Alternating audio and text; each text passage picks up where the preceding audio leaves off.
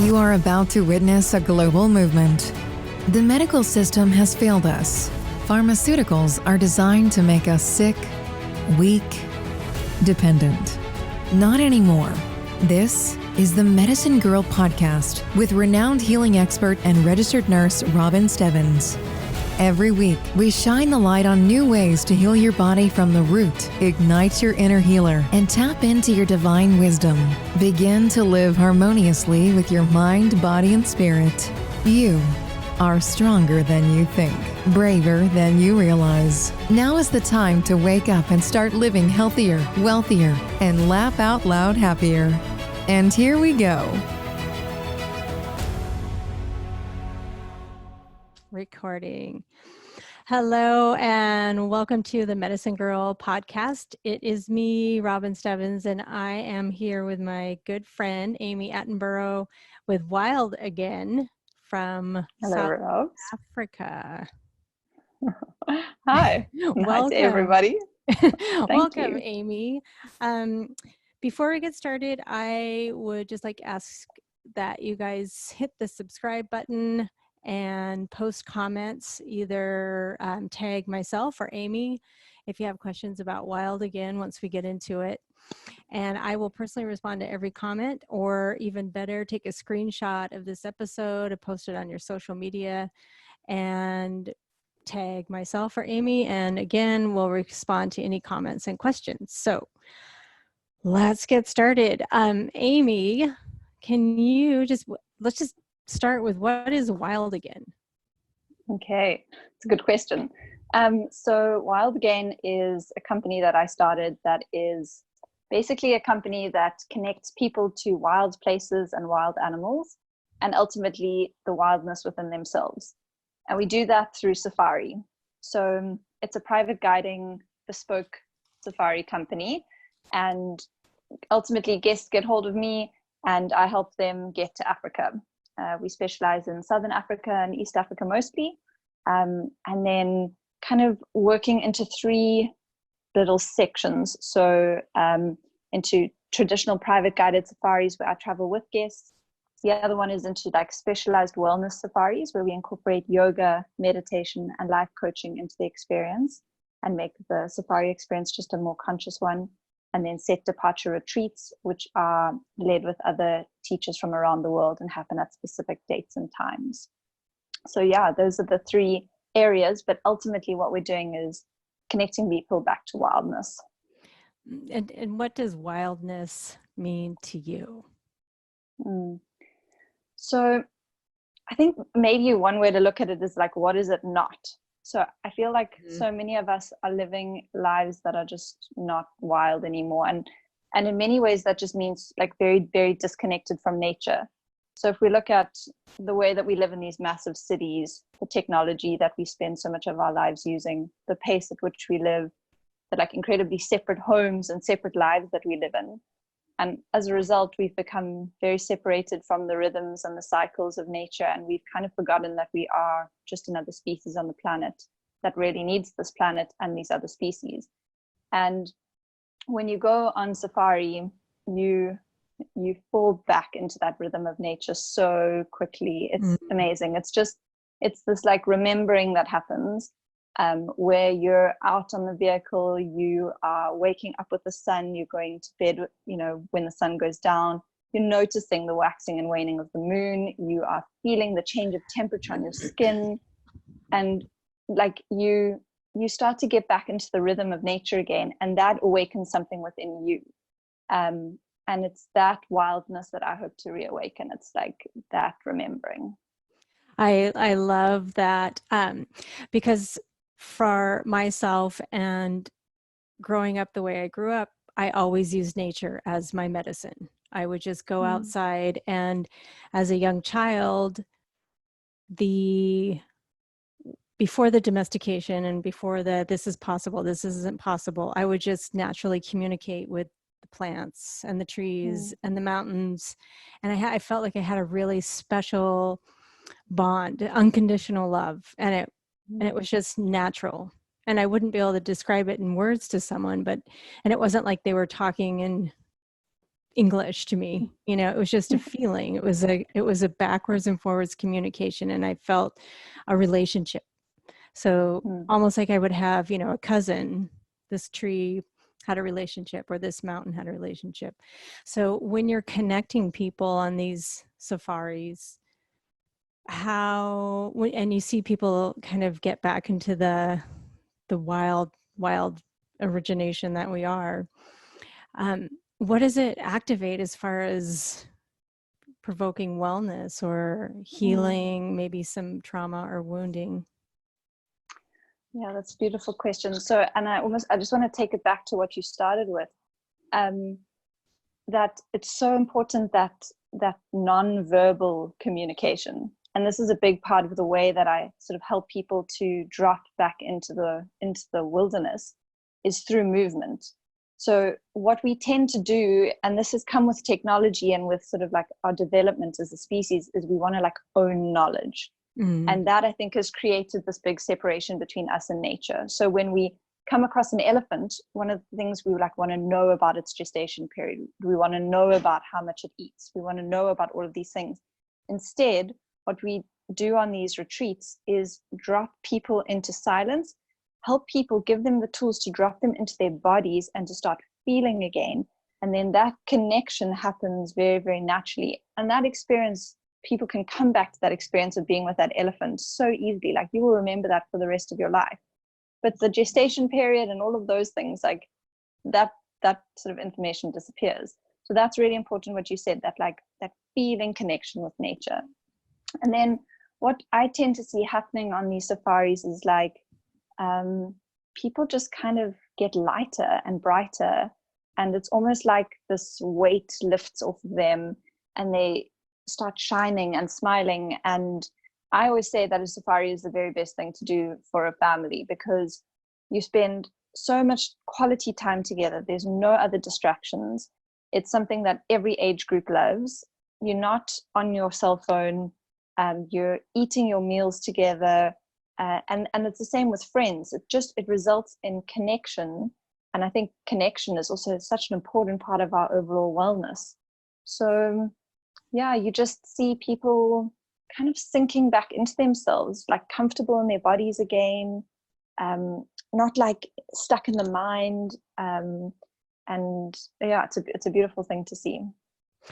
Yeah, and that's what I noticed, especially when you're in groups, is if we go nonverbal and everyone is just asked to stay in silence, I start connecting so much more with nature, and I see other people that are so much, you know, more used to functioning in their head and identifying everything and categorizing everything. You miss it. You miss the magnificence and the beauty of what nature's now communicating. We're just, you know, like you said, I really like that. We're just projecting facts and numbers and things that really are irrelevant. And when we lose that, the brain side of it and kind of more connecting to the heart, then we get to feel the giraffe running, or we get to feel the elephant's energy. And I think go ahead. You know, I was going to say, and it results in like a sense of awe. You know, it's that like that full body, like openness. And it is like your heart opens. You kind of forget yourself, which I think is something that we need more than ever. It's like the individualistic culture that we live in results in everybody being very stuck in their own experience. And the opposite of that is to forget yourself. And it's a wonderful experience to forget yourself. And to add to that, I think in the silence, in the bush, in these kinds of experiences, everybody's connecting to the nature around them, but there's also this very deep level of connection that's happening between people that doesn't often happen when we stay in the very like social way of speaking to each other. So, and it's as people share the depth of their experience with each other, it kind of gets met by others. So yeah, it results in like a village building, you know, people really connecting on a deeper level. Sort of like in journey work, you get to see somebody's soul. And I really value that, because whether, that person's going to be a friend or not is irrelevant. They're a soul connection and a lifelong connection. And and to be able to bring that out, though, in people can be rather difficult. So when they're on Safari, or when they're connecting without phones and electronics, what's sort of the progress that you see with people, or is it all different? It's, you know what, I think it's actually kind of universal. It's almost like the identity drops away. Like, I think on the day to day, we live in this way of like, I am my Instagram account, I am what I'm wearing, I am what my job is, I am how much is in my bank account, all the things that kind of like trap people. But when you're out there, it's like everything gets leveled out and you forget yourself, and you start to fall in line with nature, and you start to remember that you actually are a part of what's going on around you. And I think that's quite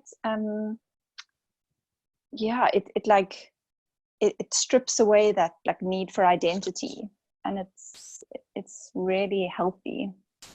Yes, I think now more than ever we're so attached to labels. And I think we're so attached to how many followers we have on Instagram, and how many likes we get on Facebook, or whatever they're doing now, TikTok. And I hear my son and his friends, they're in the 11, 12-year-old range, and that's very, very important to them. It's part of their identity is, well, how many followers do you have? Well, you have 200 more than I do. And to be able to let somehow allow them to see that none of that matters at all. And if all of that was taken away in a moment, who would you be? So to have a modality to kind of get to that place, I think is incredible. And like the beauty of it as well is that I think it's an entry point for people. And this is something that I find quite important, that I don't want people to feel like they can only have that kind of experience there. I think that there's like an awakening that happens there, a remembering of yourself as nature that you then carry with you forever. So we have to be real in the sense that we're going forward in our lives now with technology, and that like the younger generations have a whole lot of things to deal with that maybe we didn't have to deal with. And that's just the reality of it. But how can we tool them up so that they go forward making better decisions?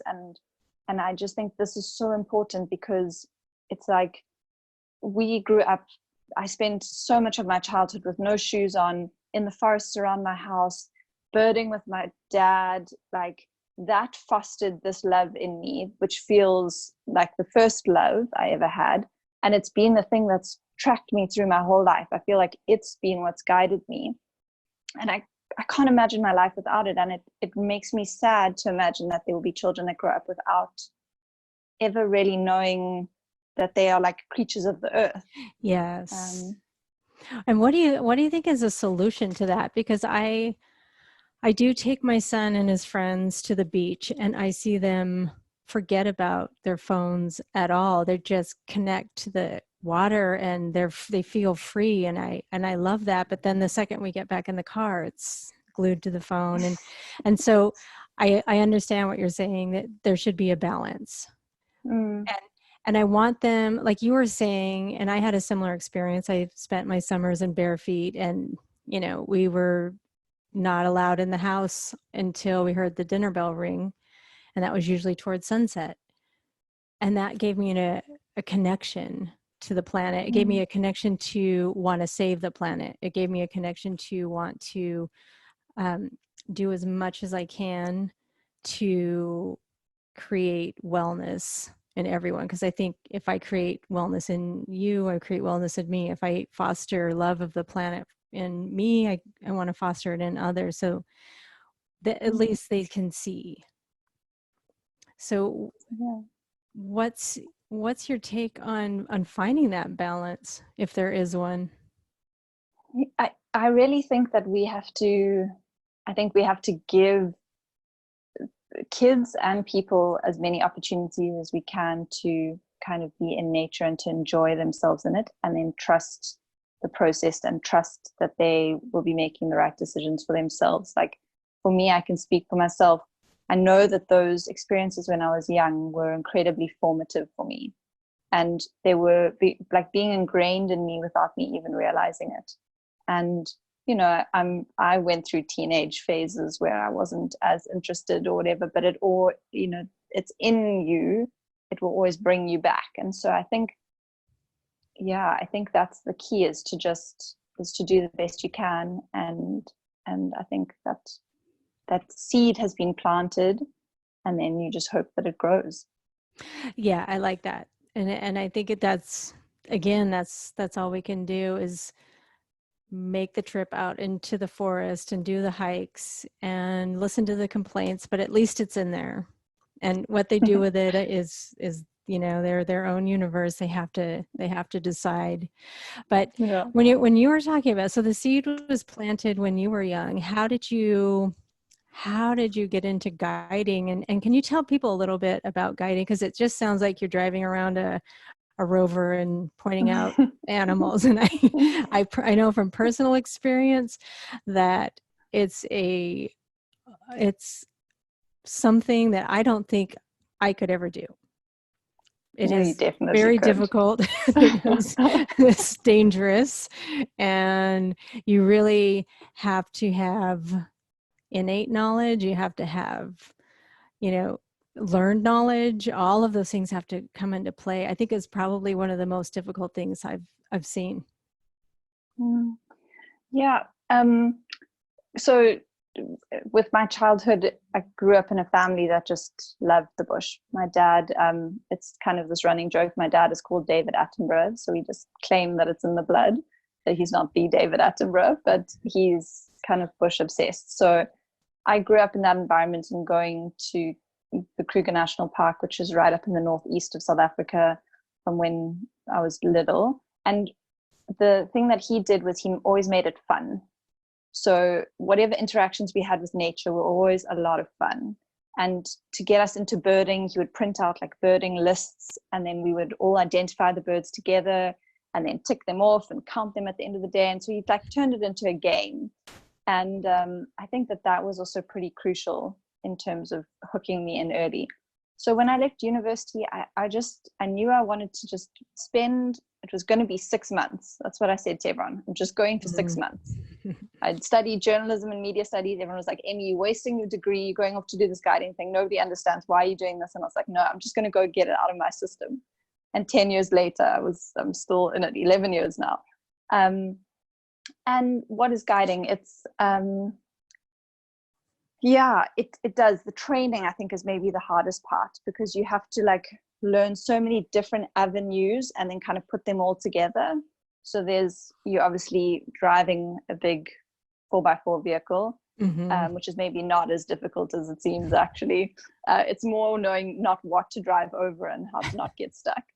Learning to shoot a rifle. So we carry a .375 or .458 rifle, which is always absolute last resort, and we're just doing that for the safety of our guests. Then there's obviously a lot of knowledge that goes into it. No, touch wood. Good. I was just wondering. Yeah, I mean, obviously we would train with them, practice with them all the time, but never to protect someone. And then there's a lot of knowledge-based stuff, and then a lot of the training that you do as a young guide is actually on foot. So learning to understand animal behavior, learning to track and find animals and use wind, cover, silence, so that you can be viewing the animal without it knowing that you're there, and then leaving without it even knowing that you're there. And that way you're safe and the animal's safe. And so we would spend a lot of time as trainees and a lot of time on our own. One of the things that we have to do as trainee rangers is spend a week in the bush on our own. We would sleep at the camp, but leave at morning and come back at sunset and walk 20 or 30 kilometers a day, getting to know the roads, just getting very comfortable in the bush, because obviously the moment you have guests with you, you're responsible for their lives. And so if you're not comfortable, obviously they're not going to be comfortable. And then, we spend time like looking for the tracks, the what we call spoor of animals on the roads, and we work with trackers. The area that I work there, Shangaan men who have been tracking for generations, and we follow those tracks to find the animals for our guests. And then I think the pretty key thing that we do is interpret the behavior. So it's not just about showing people the animals, but actually helping them to really understand the intricacies of their lives, and doing it in a way that's completely non-invasive to the animal. So you're building up this trust relationship between you and whatever it is that you're spending time with. Yeah. And it's amazing. The animals do become very, very, very trusting of us. Mm-hmm. And when you're taking people out into the bush for the first time, and I can speak from experience going on a guide with you, is this is not my playground.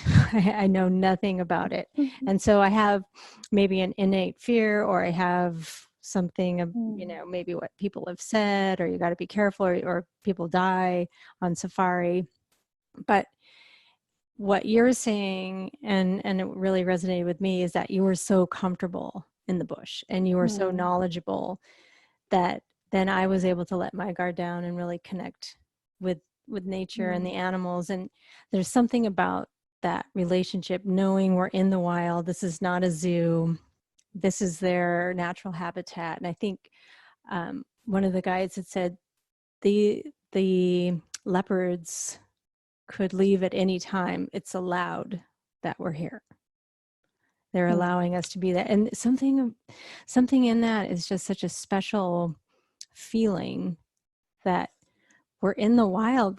And it made me feel like, not that I could ever be a guide, but I might be able to survive a couple hours in the bush. And that feeling of connection back to my roots, being wild again. Exactly. Yeah, you're so spot on. It's particularly with leopards, it's like a privilege to be around them, because they're animals that if they don't want to be seen, they literally just disappear. And so you feel like you're being invited into their very secret world. And the thing, Robs, as well, is that a lot of people come into the bush with a huge amount of fear, believing that it's like us against them. But that there's a lot of war going on in the bush, lots of animals fighting, and everything's fighting for its life and living under a huge amount of stress. And it's really not the case. When you start to live in that rhythm with those animals, you realize that everything has its place and nothing's actually stressed. The moment you stress, then you're actually not aware of your surroundings. Impala don't stress, they're just alert. And then when there's a danger, they deal with the danger, and then the danger moves off, they go back to being relaxed. So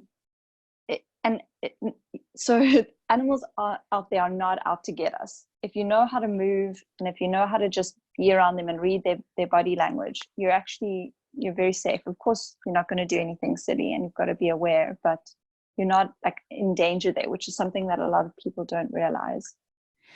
And I love that analogy too with the impala, because when we take our modern day lives, instead of we're alert, and then the stress leaves, and then we relax, we never relax. So we're just getting this adrenal fatigue, and we're getting all of these disease states because we are not in any relaxed state ever, and we can't sleep. So now we're taking prescription drugs to on and on and on. But I think this is a wonderful way to learn to be wild again, so that I know I've got the skills behind me to handle the stress that comes, because this is life.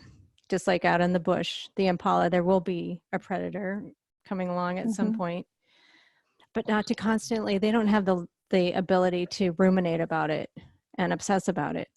When's the danger, so that there's never a relaxed state. So to connect in and look at the way the bush and the way nature handles things, it's all in a perfect alignment and harmony. And harmony to me doesn't mean peace. It means the pendulum of chaos, peace, chaos, peace, chaos. It's always that balance, but to be able to find that wild part of you that can then find the peace and finally be able to relax a little bit and start getting into your natural rhythms and harmony. Yeah, absolutely. And I think that for me is what's really crucial about the retreats, or the experiences rather, that I lead out there, is these are not about you going on holiday for a week and checking out and then going back to life as it was, and then it's just some like distant memory.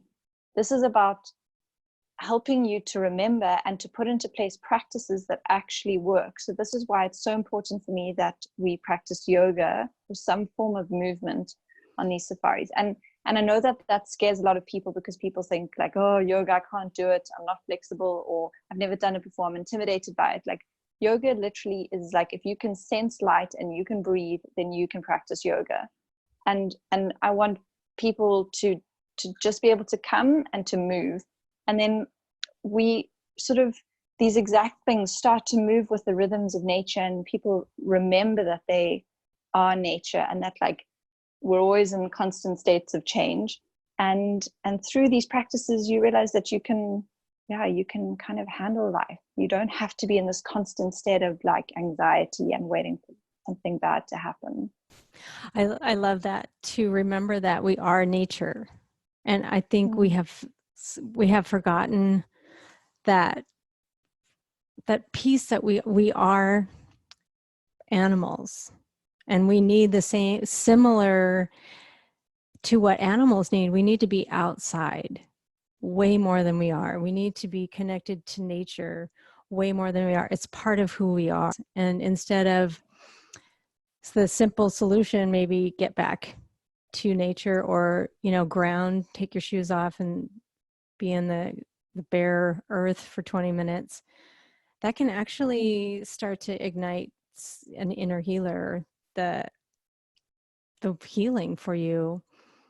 And so I guess I don't really have a question, but it's just, I think it's so important to allow others and people to see that we came from this earth. We are part of this earth. We need to go back to the earth. Even if with all the technology we have, we still have to ground. We still have to unplug. We still have to connect in some way. And I really like what you said about the yoga too, because I was maybe more on the side of not seeing where I fell into the benefits of yoga, I guess is a good way to put it. But doing yoga with you, I got to see how it's that flow and connecting and moving your body. We're meant to move our bodies. We're meant to be outside. We're meant to get sunshine, all of these things. And that's the modality, I guess, for healing for the wild again, is connecting all of those pieces. We can't have just one piece whole and expect the other pieces to be whole and healthy. Yeah, I think maybe also a reason why yoga has been something that I sort of I want so much for other people is it's been such a big part of my healing. Is like I noticed how much I was stuck in the verbal mind, and sort of would obsess and ruminate over particular thoughts, and there was only so far that I could go into peace without like moving my body. That was the next layer for me.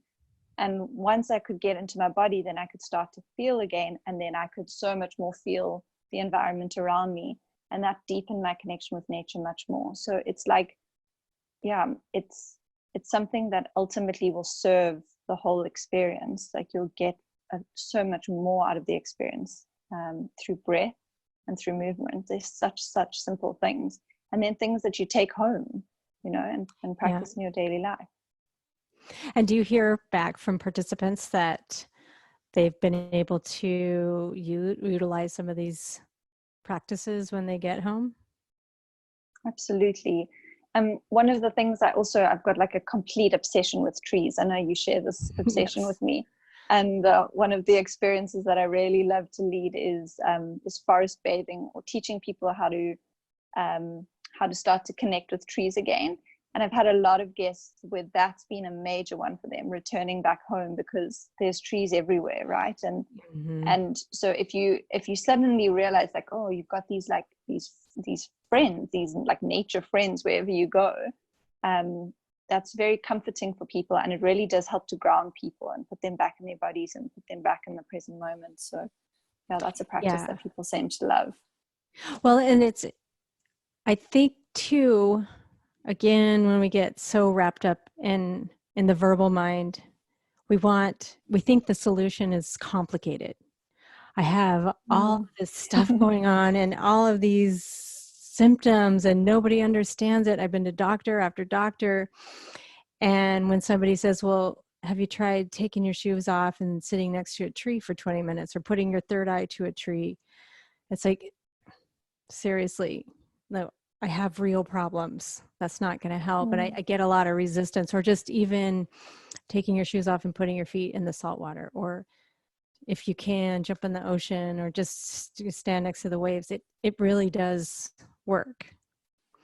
And but to be able to, it's my piece is always like, how do I get people that are so resistant to just at least sample it or try it, or just, suspend disbelief and just give it a shot. Just, it might feel silly, but give it a shot.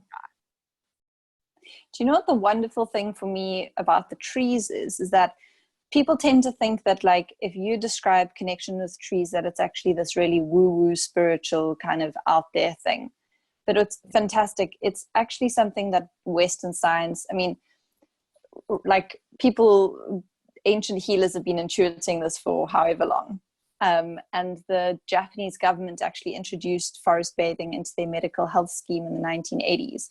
But Western science is now catching up to it and seeing the literal physical benefits to our well-being, how cortisol levels drop, blood pressure levels drop, how the tree actually releases a chemical to fight off insects. And that chemical has a reaction with our natural killer cells in our body. It gets the natural killer cells working in our bodies. And so that ups your immune system. There's like just these benefits that are coming out. So sometimes I find that people who don't want to do the experience because they think it might be a bit strange, like that's an entry point for them. When the mind gets calmed, okay, there's maybe some medical proof here, then they're more likely to settle into the experience. That's absolutely true. And we, again, coming from this earth, like, we weren't sprinkled down from somewhere else. We came out of this planet. We are made of this earth. And I think with the animal kingdom, or especially the plant kingdom, they know when we do better, they do better. There's no ego involved in that. It's not like, well, I'm going to be the best plant here or heal you even more than that tree over there. It is. And so you get to relax and not have to, or maybe even let your facade down just for a few minutes and just connect and allow that stress to do what it's going to do. You don't have to do anything. I love that part of it. And I think so plants know, like, that. The other thing I remembered when you were talking about the chemical to keep the bugs away, there's also redwoods emit a certain chemical that's been shown scientifically, if we need studies, to reduce anxiety and depression. And what I really like about it is that you don't have to even believe in it for it to work. It just automatically does its thing. And I think that there's something also so powerful about the experience of awe, that, like, to see a giant redwood, like, you look up at it and you're just like, how is this even a thing? Yeah. And that sense of awe that you experience in your body, that has very real physiological effects on your well-being. But it's like you don't even care about that because you're just too busy being awed. And again, you didn't have to do anything to receive that experience. Like, you just had to be there. And I think it goes back to what you're saying. It doesn't require any doing. It's such a relief. Like, you just get to come and be. Like, you don't have to do anything. The roles that you constantly have to, put up with in everyday life, the CEO, the mother, the father, the whatever, all of that falls away, and you just get to be. And it happens. It happens to you. It happens for you. And it's really like rejuvenating. And what I have noticed for myself and my journey of healing, and not to say that it's ever going to be done, there's wounds, we get constantly wounded, we need to be healed. It's just an ever evolving process. But that sense of awe that was missing for so long, because I was underneath so many I have to's. Well, I have to take care of my son, I have to work, I have to, you name it. But I started this non-negotiable for myself where it was 2 hours in nature every day. And I've stuck to that almost 3 years now, not because I feel like I have to, it's because I love to. And the more I do it, the more I get this sense of awe, even if I've been on the same trail, even if I've done the same thing. I start doing different things. Like I put my hands and my bare feet in the water, and then I put a little water in my third eye, and I started feeling like the waves coming in. And there wasn't any reason for the waves, but it was almost like I was having this relationship with the water, the salt water. And it gave me a sense of awe. Whether it was true or not, it doesn't matter. It was the feeling of wonder. I feel like that is so missing. When we don't experience much awe in our everyday lives anymore, and how your practice of going into nature has really given that to you. And there's 2 points I'd like to touch on there. Firstly, I think that the world that we live in now is actually so hyper controlled. Like, I think that there's just so much happening that we try and control our lives as much as possible, and technology has helped with that. And as a result, we've almost made our lives kind of like more boring in a way, like more predictable. To deal with the stress of how fast everything's moving, we've made our lives more predictable, and we've ultimately stolen the awe that happens, like the unexpected moments that kind of catch you completely unawares. And in nature, you can't control anything. And so I think that's one of the keys about going into nature, and you opening yourself up to opportunities to be awed, where in our day-to-day lives, we don't have as much of that. And then secondly, like, just to commend you, I think practice is really where it's at. It's so big for me. My practices have helped me get to where I get to. And I think you going even into the same places in nature almost gives you the opportunity to connect with it more. Like, I used to love being in the same place and watching how it was always different in different seasons. You almost get to know it like it's a person with a personality, and your relationship with that place can deepen. So yeah, practice is hugely important if you want to stay grounded, and if you want to stay open, and you want to stay healthy and well. That's it. And I started my practice not by saying 2 hours non-negotiable. I just started with tuning into more what feeds my soul. What's the kindest thing I can do for myself in this moment? And for me, it's going outside.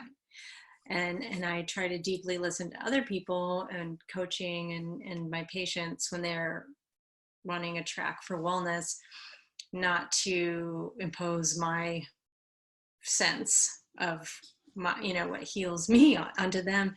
But at the same time, I think every single person on this planet can benefit from connecting to nature, because we are nature. It's just one of those things. It's not necessarily everyone has to do Pilates, or everyone has to, be on keto or paleo or whatever else. That's individualized. But I think globally, because every single person on this planet came from this planet, connect to your roots, go back to your roots. And I think too, with that sense of awe and a sense of wonder that can be so lacking. I love what you said about you don't have control over nature. And there's something so relaxing about that. I can't control the wind, I can't control the rain.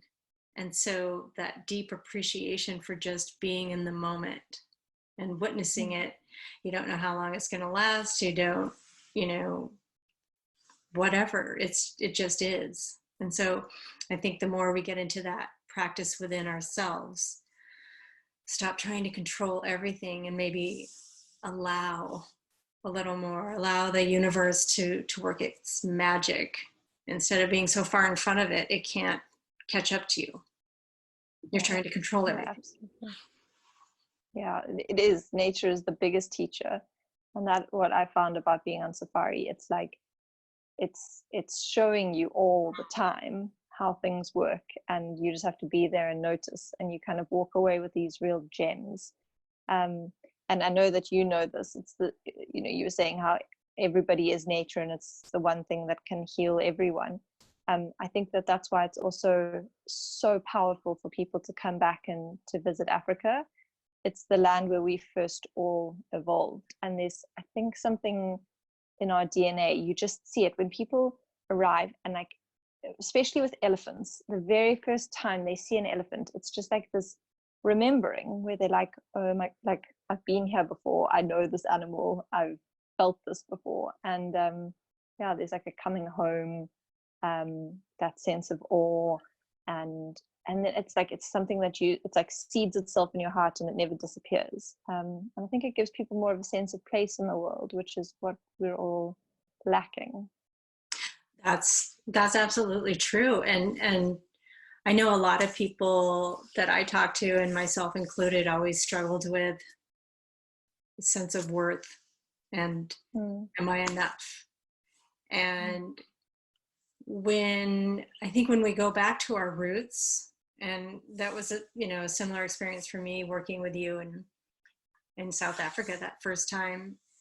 It was, I'm not special, but I am a snowflake, I guess is a good analogy. I'm not a special snowflake, but by definition, I'm unique. I'm different, but I'm part of it. I get to be with all this other, snowflakes, and get to experience their unique universe, and start to know their soul, and being on that land that we all originated from feels somehow nurturing and opening. So like those two in combination, and then that settled me into, I'm worthy just because I'm here. I'm breathing. I'm supposed to be here. It's really beautifully put. That's exactly it. Yeah, you don't have to do anything. And it goes back to your point. A lot of people are kind of scared of the idea of safari, but it's actually such a nurturing experience. It's kind of the opposite of what you'd expect. And maybe a slightly funnier analogy with an animal, like the last thing somebody wants to be, right, is a dung beetle. They're like these tiny little, maybe this big, beetles that basically roll around dung throughout the summer months.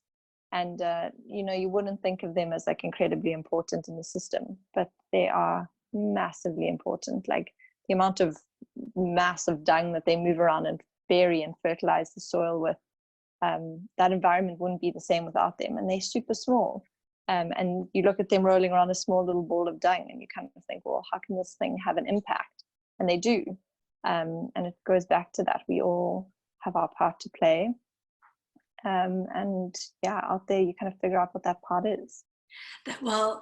And you and I had this conversation on the safari. You were talking about everything has a purpose in the bush, and it's all so important. And you gave an example. It was I think the hyenas eat the bone, and then their scat is white, and then there's a certain tortoises eat the scat, which strengthens their shell because there's so much calcium from the bones.